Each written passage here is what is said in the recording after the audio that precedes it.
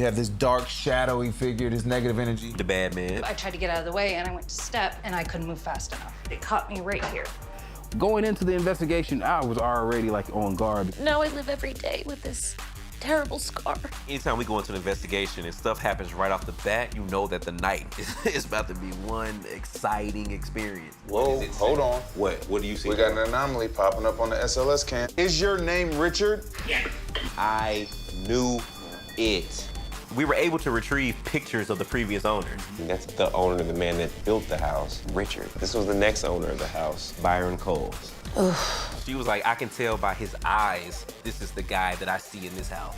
I do feel him very, very strongly. He's yelling at us to get out. Oh my gosh, he touched my back. Yo, what's up, y'all? I'm Juwan. I'm Dalen. And I'm Marcus. And this is Ghost Brothers, the Haunted Cuts. So, man, that wedding cake house, I mean, why were they calling it the wedding cake house again? Because Richard Burtis, he built it for his wife back in 1880. Fellas, man, with this house looking as creepy as this, we gotta make sure we do what we came to do, man. Come on in, gentlemen. Thank you. Have a seat. Ah, what's happening, family? How y'all doing? Good, how are you? Marcus. It's nice to meet you, Marcus. How's it going? I'm Juwan. What's up? Oh, what's up? Yeah. Big X, what's up, man? There he is. It was just extremely crazy that, you know, you have a disabled vet, you have a wounded woman from the paranormal activity in the house. So this is where the mirror fell. Whoa. And it was leaned up against the counters. And I was standing right about here. And when I heard it move, I tried to get out of the way and I went to step and I couldn't move fast enough. It caught me right here. That was kind of a deep type of situation. I mean, for those entities to kind of already started off with, you know, throwing a mirror on her. She almost died. Like, that's crazy. So going into the investigation, I was already like on guard because, you know, I'm not trying to have anything happen to me on this. Now I live every day with this terrible scar.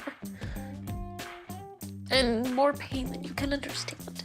It was almost like they were kind of helpless, but they still had a certain level of, I guess, know withal to like reach out. Like, yo, I'm helpless, but I'm not hopeless. They had enough fight in them to kind of did. still keep pushing, you know what I'm saying, and trying to get down to the bottom of those answers, you know? That's because he was a military man. It's troubling to me with my military background and being able to go and fight and go after the enemy. And this is an enemy that I have nothing to combat them with.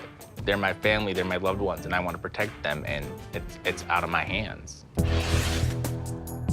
So with this being their dream home, I felt like we had a little bit more pressure on us to kind of like get them out of it feeling like a prison, you know what I'm saying? So, I mean, it was unique that we were able to really, really help on this one. They dreamed for this home and they ended up with a nightmare on their hands. Shawty got her leg split. that ain't no dream house. That ain't no dream house. There's nothing dreamy about that. Nothing dream about a cut artery. Has Xavier had any experiences? One night I was upstairs putting him to bed. And he pointed at the door and goes, "Mama, bad man." I look up and there was a full silhouette of a man standing in his doorway. Did you experience anything else that Xavier said he experienced? He always talked about the pretty lady. I have seen her. She's dressed in a white gown, dark-haired. She just kind of wanders around. She will just kind of hover just to see what you're doing. You had this protective figure like the pretty lady, and then you have this dark, shadowy figure, this negative energy. The bad man. The bad man. And it was kind of tough to distinguish between the two spirits throughout our investigation, but we do know that we got in touch with that bad man. Whoa, hold on. What do you see? We got an anomaly popping up on the SLS cam. Where is it? It is right up. Can you step into Xavier's room? Yes. And see if the see if the big figure moved? There it is. And it's still there. And literally right in front of Xavier's room, where Jessica said she's experienced the bad man, he pops up on the SLS camera. This is unbelievable. So I think anytime we go into an investigation and stuff happens right off the bat, you just get really, really excited. Yeah. But it's never just like as, I guess, pertinent to the investigation as this was. Right. Because you have, you know, us asking what's your name, and you gave us the name Richard. Yeah, that's the original homeowner's name. And we heard it at the same time. That's what's dope. So man, anytime you can catch stuff, like I said, multiple people can hear it, and it's early on in the investigation, Like, you know that the night is about to be one exciting experience. We're in the middle of the hallway outside of Xavier's room, and we have the spirit box spitting out the name Richard, which is actually the name of the man whose house this was. Immediately following that, bro, we asked another time, is this Richard? I just don't understand why he would be so mad and hunting the house. That's something we gotta figure out. Is your name Richard? Yes. You know what was such a dope moment? The wake. I mean, for you to even sacrifice yourself and lay down like that, bro, it was kind of like, I think it really added to like our investigation. We're gonna go ahead and like lay down. I mean, Yeah. that looks kind of caskety. Okay. That couch was kind of like your old auntie couch. It was like that plastic lining on there. I was like, I don't want to get too comfortable. Did it stick to your back? That's how you gonna peel off. Are you in this parlor with us right now? That's what we're known for. That's our visual provoking. Yeah. And then, yeah, man, it always seems to stir up something every time we do it. I knew it. Yeah. I knew it. Yep. I knew it. I knew it. We were able to retrieve pictures of the previous owners. So we had Richard, Flora, and Byron. The photo that you're actually holding, that's the owner, the man that built the house, Richard. This man does not feel like a malicious spirit in this house. This is a picture of him and his wife, Flora. Okay. She says I'm also overseeing the property. I don't feel her as being malicious either. Maybe she's the pretty lady. Let me give you this. This was the next owner of the house, Byron Coles. She was like, I can tell by his eyes, this is the guy that I see in this house. And that freaked me out. I do feel him very, very strongly. He's yelling at us to get out. Hey man, the crazy thing about it was when we were up there with Carrie in the closet right outside of the bathroom, and then all of a sudden she just like projects forward like she got pushed. Oh my gosh, he touched my back. I'm not kidding. happened? He said you need to leave. Good thing you were there, Juwan, to catch her.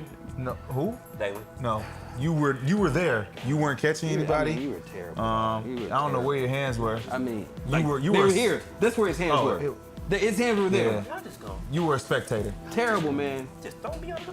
No, Ain't that bro. me on me? But no. Is that me under? Put that thing back. You gonna put it? Dang, God, no. Put that thing back. Yeah. throw me under the bus. Yeah, get up under there, brother. Carrie, Yes. are you okay? I'm okay. If y'all didn't catch her, she could have went face first into that mirror. That's that same area where Jessica was hurt. Yeah. Any doubt that I ever had about Byron being the bad man is now totally gone. I mean, he just attacked Carrie in the same way he attacked Jessica, using a mirror. I mean, because of the paranormal activity that we received, right? That suggested it being a bad man. Then you have Carrie having this issue with aggression. That suggested being a bad man. I mean, it kind of was in connection to Jessica's mirror incident, and it was in the same area. I felt scared for her because I know what it feels like to be in that position, but not lucky enough to have someone who was standing close enough to stop it. You know what was deep, like, because we've never done this before, but to like have to almost suggest to them, or to suggest to them that they might be needing to think about moving. For our recommendations, as a dad, bro, you might just have to move. I'm just being totally honest. We've thought about moving and selling it. It's sad because that's like an immediate ask, and it's a tough ask. But I felt like we offered an even quicker solution, and that's like, yo, you might just want to move some bedrooms downstairs. We have decided not to move, Oh, okay, cool. but you guys gave us the right tools to be able to live here and be happy here without the fear. We wanted to thank you for that. That's really dope, man. That we can give her the power to like really feel like she has, you know, authority over her own house, you know, and not letting the bad man really move her to doing anything hastily, like moving or whatnot. So, Like we always say, it's powerful people empowering people. And that's powerful stuff. powerfully. Thanks for watching. Keep up with the Ghost Brothers Haunted House guests and more behind the scenes action on Travel Channel Go.